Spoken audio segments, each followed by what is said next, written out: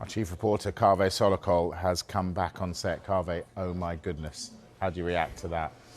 Well, look, the first thing you should say is that referees are human beings. They make mistakes like everybody else.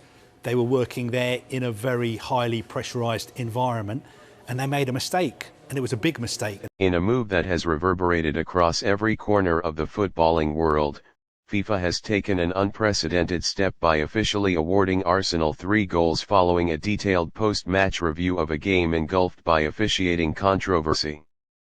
It is a decision that challenges football's long-standing traditions, confronts the uncomfortable failures of VAR, and forces the sport to reckon with a question it has avoided for decades: what happens when justice is denied in plain sight for generations? Football has lived by an unwritten rule: once the final whistle blows, the result is sacred. Mistakes, however obvious or damaging, were to be swallowed in the name of the game's human element.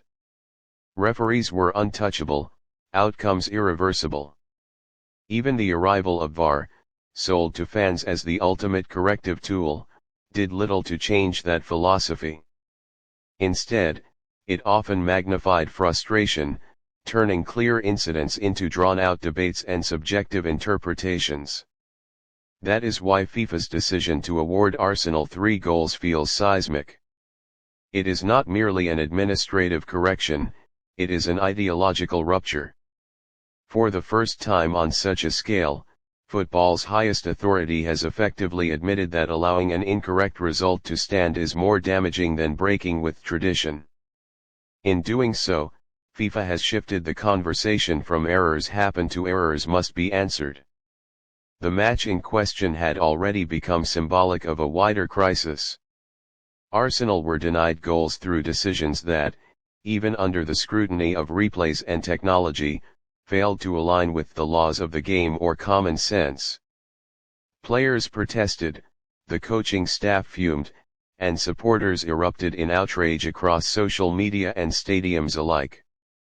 Yet, as has happened countless times before, the expectation was familiar: apologies would be issued, referees would be reviewed, and nothing else would change. This time, however, something did change. By awarding 3 goals, FIFA acknowledged that the mistakes were not marginal or debatable but decisive and unjust. It was a tacit admission that VAR, a system designed to eliminate clear and obvious errors, had failed catastrophically. More importantly, it was an admission that football's governance structures have too often prioritized procedural comfort over sporting integrity. The implications of this decision stretch far beyond Arsenal. They strike at the very foundation of competitive fairness. Football is a sport of fine margins. Titles are won by single goals, seasons defined by moments, and careers shaped by results that can never be replayed. When those results are corrupted by officiating failure, the damage is not theoretical, it is real, lasting, and often irreversible. For Arsenal, the ruling offers vindication but not closure. Goals awarded days or weeks later do not recreate the emotional surge of a ball hitting the net, the momentum swing during a match, or the psychological blow dealt to an opponent. Players cannot relieve the adrenaline, fans cannot relieve the roar, and managers cannot re-experience the tactical consequences. Justice delayed, even when delivered, remains incomplete. Yet, the symbolic power of FIFA's action cannot be overstated. It sends a message that clubs are no longer entirely powerless in the face of systemic officiating failures. It tells supporters that their outrage is not always futile. And it warns refereeing bodies that accountability may finally extend beyond internal reviews and carefully worded apologies. Predictably, critics have raised concerns about precedent. If Arsenal are awarded 3 goals, why not revisit dozens of other controversial matches? What about clubs relegated by a single point, titles lost to a wrongly disallowed goal, or European qualifications denied by a missed penalty? These are uncomfortable questions, but they expose an even more uncomfortable truth.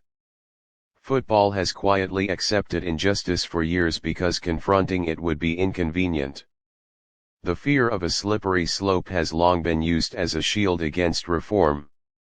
But perhaps the real danger lies in refusing to act at all. A sport that claims to value fairness cannot continue to dismiss clear errors as unfortunate footnotes.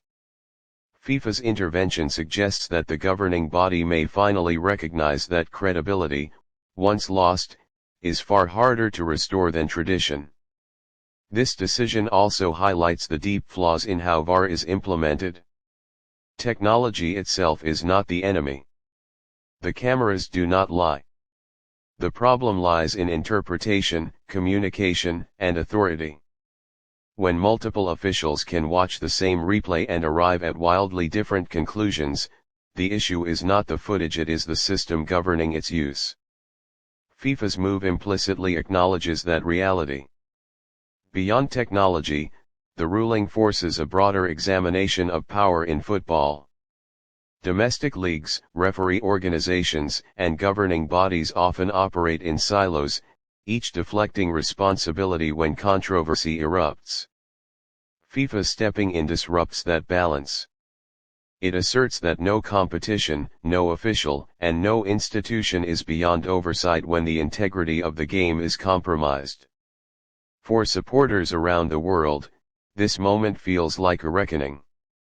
Fans have grown weary of being told to move on after blatant errors. They have watched matches decided not by skill or strategy, but by inconsistent officiating and opaque VAR decisions. FIFA's action validates a feeling that has simmered for years that football owes its audience more honesty, more transparency, and more courage. Still, skepticism remains. Will this be a turning point or a one-off gesture? Will FIFA show the same resolve when similar controversies arise in less high-profile matches or smaller leagues, or will this decision quietly fade into history as an exception rather than a standard? The future of football may depend on how these questions are answered. If FIFA uses this moment as the foundation for reform, clearer VAR protocols, greater referee accountability, and stronger safeguards for competitive integrity, the sport could emerge stronger. If not, the anger and mistrust that fueled this controversy will only intensify. For Arsenal, the 3 awarded goals stand as an official acknowledgement that the truth mattered.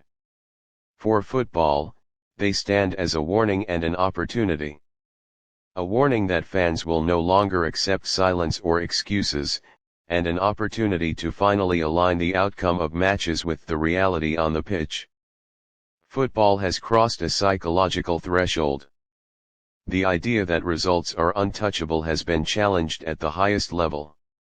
Whether the sport evolves from this moment or retreats back into comfortable denial will define its credibility for years to come. One thing is undeniable: after this decision, the conversation around justice, VAR, and accountability will never be the same again.